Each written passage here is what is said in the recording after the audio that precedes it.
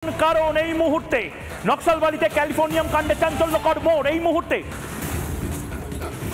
ভয়ঙ্কর বড় খিলাড়ি এই ফ্রান্সিস এক্কা, তৃণমূল কংগ্রেস নেতা। রিপাবলিক বাংলার অন্তর্তদন্তে আরো তথ্য। রিপাবলিক বাংলা এই মুহূর্তে মিলিটারি ইন্টেলিজেন্স সূত্রে বা সেনাবাহিনীর গোয়েন্দা সূত্রে যে খবর পাচ্ছে, সে খবর ভুয়ো তেজস্ক্রিয় মৌল আসলে আসল দামে বিক্রির ছক ছিল। অর্থাৎ এই নেপাল বা বাংলাদেশের যারা আর্মস ডিলার বা যারা মূলত নিউক্লিয়ার ডিলিংগুলো করে, তাদেরকে এ বোঝানোর চেষ্টা করছিল যে এগুলো আসল। ভয়ের বিষয় হলো এটা কাউন্টার ট্র্যাপ না হয়ে যায়, অর্থাৎ বাংলাদেশ বা নেপালের কোনো জঙ্গি সংগঠন না ইতিমধ্যে বুঝে যায় যে এরকম ফ্রান্সিস এক্কা গোটা উত্তরবঙ্গে বহু আছে এবং এদের মাধ্যমে আমি খুব সহজে কলকাতা শহরে বা বাংলাদেশে এই ধরনের ভয়ঙ্কর রেডিয়েশন বা আর্মস বা আরডিএক্স আমরা পাচার করতে পারি। দীপাঞ্জন চক্রবর্তী, আপনার প্রাথমিক প্রতিক্রিয়া।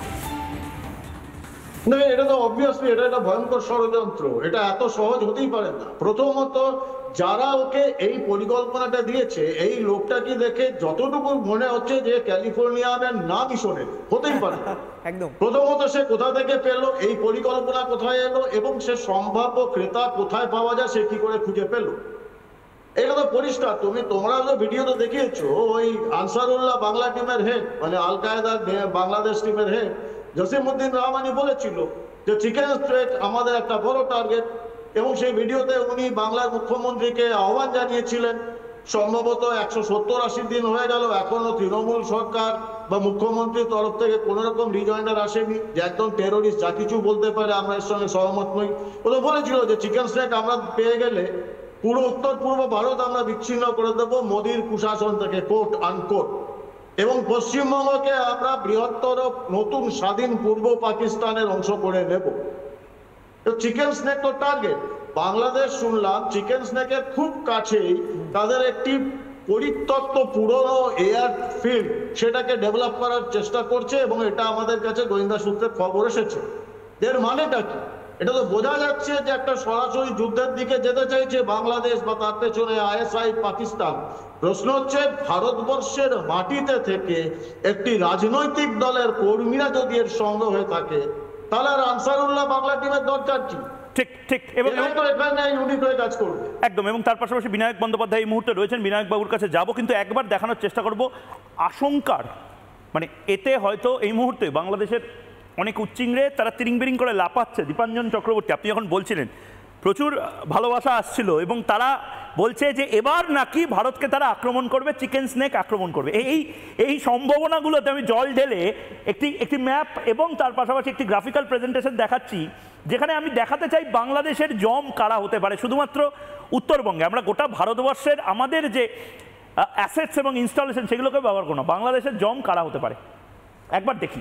এই মুহূর্তে ইন্দো তিবেট বর্ডার পুলিশ আইটিবিপি উত্তরবঙ্গকে ঘিরে রেখে দিয়েছে এবং তার পাশাপাশি সেভেন সিস্টারকে আগলে রেখে দিয়েছে। বাংলাদেশ চোখ তুলেও যেন না তাকায়।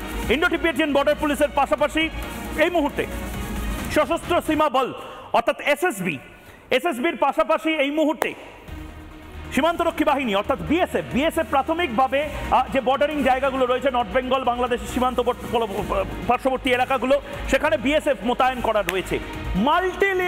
মাল্টি লেয়ারে সিকিউরিটি রাখা হয়েছে। সীমান্ত রক্ষী বাহিনীর পাশাপাশি রয়েছে ভারতীয় সেনা, অর্থাৎ ভারতীয় সেনার বিভিন্ন ভাগ রয়েছে এবং তার পাশাপাশি আসাম রাইফেলসও রয়েছে এখানে। আসাম রাইফেলস এবং ভারতীয় সেনা দুপক্ষেই রয়েছে এবং তার পাশাপাশি রয়েছে পশ্চিমবঙ্গ পুলিশ। আমরা প্রত্যেকটি আর্ম ফোর্স এবং ইউনিফর্মড মেনকে সম্মান জানাই, উর্দিধারীদের সম্মান জানাই। পশ্চিমবঙ্গ পুলিশ অনেক কিছু পারে উত্তরবঙ্গে। পশ্চিমবঙ্গ পুলিশকে হয়তো করতে দেওয়া হয় না এবং এই স্মাগলিং র্যাকেট, কখনো কাঠ চুরি যাচ্ছে, টিম্বার, চা, একাধিক জিনিস চুরি যাচ্ছে এবং এগুলো ইচ্ছাকৃতভাবে তারা হতে দিচ্ছে। বিনায়ক বন্দ্যোপাধ্যায়, তৃণমূল কংগ্রেস এত বোকা, এটা কি মানতে হবে? তৃণমূল কংগ্রেসকে একটা ইমেজ তৈরি হয়ে যাচ্ছে আন্তর্জাতিক মহলে। তৃণমূল কংগ্রেসকে যদি টোপ দাও, তৃণমূল কংগ্রেসের নিচুতলার এই ফ্রান্সিস এক্কারা টাকার জন্য যা ইচ্ছা করতে পারে, দেশকেও বিক্রি করে দিতে পারে। বিষয়টা যখন দেশের, তখন আমি এতক্ষণ ধরে দীপাঞ্জন চক্রবর্তীর কথা শুনছিলাম, ঝন্টু বড়াইকেরও কথা শুনছিলাম। আমার বক্তব্য হচ্ছে যেটা এটা ভারত সরকারের অবিলম্বে ইন্টারভেন করা উচিত, কারণ বিষয়টা রাষ্ট্রীয় সুরক্ষার সঙ্গে যুক্ত। একটি লোক, সে কালকে হয়তো ফরওয়ার্ড ব্লক করতো, আজকে তৃণমূল কংগ্রেস করছে, পরশুদিন সে বিজেপিতেও জয়েন করে যেতে পারে, কারণ তাকে নিজের আইডেন্টিটিটাকে যেখানে লুকিয়ে রাখলে সুবিধে হবে এই কাজগুলো করার জন্য সে করতে পারে। আমার বক্তব্য হচ্ছে এই ঠিক যেভাবে দেখানো হলো যে আইটিবিপি থেকে আরম্ভ করে সেভেন সিস্টার্স যারা আগলে রেখেছেন, এরা তো সব কেন্দ্রীয় সরকারি সংস্থা।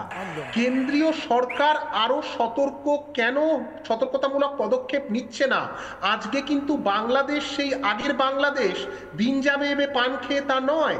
তার মধ্যে কিন্তু অনেকেই এটা লিখছেন যে একটা পূর্ব পাকিস্তানের ফিরে আসার ব্যাপার হচ্ছে এবং সেই চক্রান্তগুলো চলছে, এবং যত রকম ভাবে পারা যায় ভারতের ক্ষতি যেটা 71 সালের আগে করা হয়েছিল, যেটা সেই সময়ের নেতৃবৃন্দ ইন্দিরা গান্ধী থেকে অটল বিহারী বাজপেয়ী তারা একত্রিত হয়ে সেটাকে আটকে দিয়েছিলেন।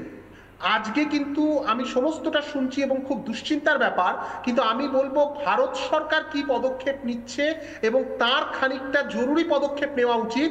এখানে এই চিকেন স্নেকের যে আতঙ্কজনক ব্যাপারটা, যে 20 মাইল, সেই 20 মাইলটাকে ছেটে দিলে ভারতের একটা বিরাট অংশ আলাদা হয়ে যাবে ভারতের থেকে।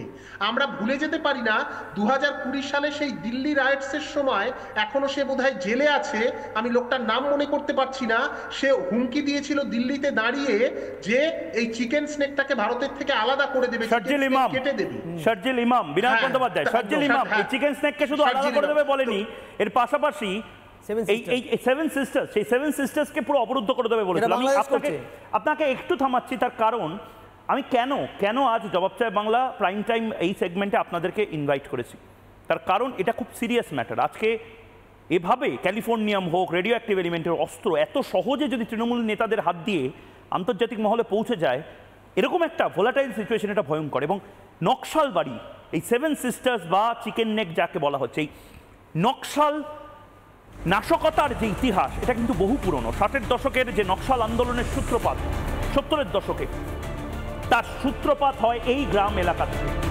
পশ্চিমবঙ্গের নকশাল বাড়ি থেকে শুরু হয়, যে আরবান নকশাল যাকে বলা হয়, আজকের প্রজন্ম যাদেরকে শহুরে নকশাল বলে, এই যে টুকরে কাট দেঙ্গে সমস্ত কিছুর শুরু এই চারু মজুমদারের এই গ্রাম থেকে। পশ্চিমবঙ্গের নকশাল বাড়ি থেকে শুরু, তারপরে রেড করিডোর করে ছড়িয়ে পড়ে চারু মজুমদার, সুশীতল রায়চৌধুরী, একের পর এক কানু সান্যালের মতন নেতা, জঙ্গল সাঁওতালের মতন নেতা, তাদের মাধ্যমে ছড়িয়ে পড়ে এবং এই নকশাল আন্দোলনটা পরবর্তীকালে সন্ত্রাসবাদী আন্দোলনের রূপ নেয়, দেশের বিভিন্ন অঞ্চলে ছড়িয়ে পড়ে। ভারত সরকার মাওবাদী এবং নকশালদেরকে একটা সময় biggest threat to internal security বলে। রেড করিডোরের 92,000 বর্গ কিলোমিটার তারা অবরুদ্ধ করে দিতে চেয়েছিল এবং তারা বিভিন্ন জায়গায় ছড়িয়েছিল, বিভিন্ন সময় ইনসার্জেন্সিতে তারা নিহত হয়েছে।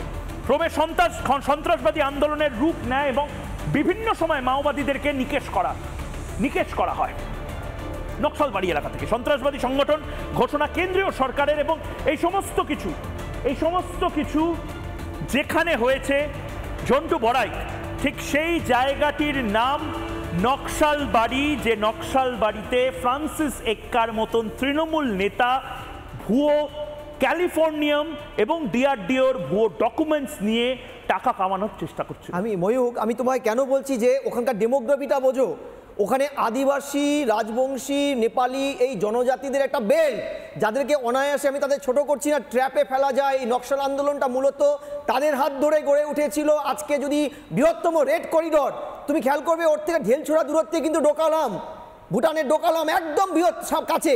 দ্বিতীয় সবচেয়ে বড় যে ওখানে অ্যাপ্রোপ্রিয়েট কমিউনিকেশনটা থ্রু কলকাতা বা দিল্লির সাথে নেই। তোমাকে আমি প্রথমেই বলেছিলাম বিধানচন্দ্র রায় চেষ্টা করেছিল, কিন্তু বেঙ্গল টু বেঙ্গল রোড এখন নেই, 3-4টে স্টেট দিয়ে যেতে হয়। আরেকটা ময়ূক সেটা বলি যে ইমিডিয়েট ওখানে যদি মেজার্স নিতে হয়, তাহলে কেন্দ্রশাসিত অঞ্চল যদি না করা যায়, স্টেটের হাতে রাখলে, আমি বলছি সেভেন সিস্টার যেটা বাংলাদেশে একাধিক দাবি উঠছে, ইভেন আজকের যদি কেয়ারটেকিং, বেআইনি কেয়ারটেকিং সরকারের মাথায় বসে আছে ইউনিস, তিনি প্রকাশ্যে ধমকি দিয়েছেন আমরা সেভেন সিস্টারে ডিস্টার্ব করব। ফলে এটা বৃহত্তম চায়না বেস, এবং আজকের যে বাংলাদেশ, এটা বেশ একটা করিডোর না হয়ে যায় বা হয়ে গেছে, কারণ স্টেটের হাতে কিন্তু ওটা সুরক্ষিত নয়। কেন্দ্রশাসিত অঞ্চল না করলে এই ডিস্টারবেন্স আটকানো যাবে না। আর ওখানে কিন্তু ওই যে বৃহত্তম রেড করিডোর চায়নাকে, সেটাকে আটকাতে গেলে আরেকটা যেটা মেজার্স 1950-র যে ইন্ডিয়া নেপাল যে চুক্তিটা, যেখানে নেপাল থেকে প্রচুর লোক সেখানে বসতে পারবে, তাদের কোনো ভিসা পাসপোর্ট লাগে না, ইন্ডিয়াও যেতে পারে, কিন্তু ইন্ডিয়া তো সেই ইন্ডিয়ার তো যান না, উল্টো দিকে মাইগ্রেশনটা হয়, সেটাকে কিন্তু ভাবা দরকার। নানা ধরনের কন্টেন্ট দেখার জন্য লাইক করুন, শেয়ার করুন আমাদের ফেসবুক পেজ, সাবস্ক্রাইব করুন আমাদের ইউটিউব চ্যানেল। পাশাপাশি অন্যান্য ব্রেকিং নিউজের জন্য অবশ্যই চোখ রাখুন রিপাবলিক বাংলায়।